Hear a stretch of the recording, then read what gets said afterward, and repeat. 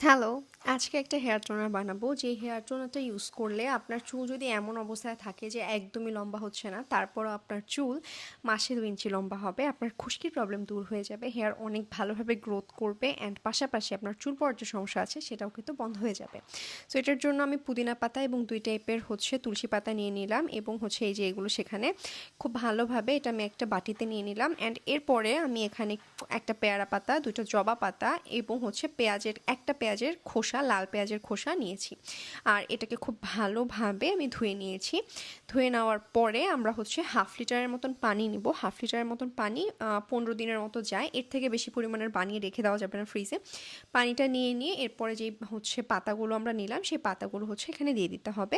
And এরপরের main ingredient rosemary. Rosemary এখানে আমি 2 টেবিল স্পুনের মতন নিয়েছি এবং আমি এখানে নিচ্ছি আরও লং 2টা আর 2টা গোলমরিচ, সাদা আর কালোটা মিলিয়ে। এরপর এটাকে জাল করতে হবে। রোজমেরি মাসে 2 ইঞ্চি পর্যন্ত চুলকে লম্বা করতে পারে। পেয়ারা পাতা, জবা পাতা চুলকে অনেক বেশি স্ট্রং করতে সাহায্য করে। পেঁয়াজের যে ছালটা আছে সেটা চুলকে অনেক বেশি স্ট্রং এবং হেলদি করতে সাহায্য করে। লং এবং গোলমরিচ চুলকে গ্রোথ দিতে সাহায্য করে। সবগুলো পাতা যখন একসাথে ব্যবহার করা হবে তখন চুলের গ্রোথের জন্য, লম্বা হওয়ার জন্য, খুশকি দূর করার জন্য, চুল পড়া বন্ধের জন্য কিন্তু খুব ভালোভাবে কাজ করে। 10 মিনিটের মতো জাল করে এটা বন্ধ করে নিতে হবে। এরপরে ঢাকা দিয়ে নিতে হবে।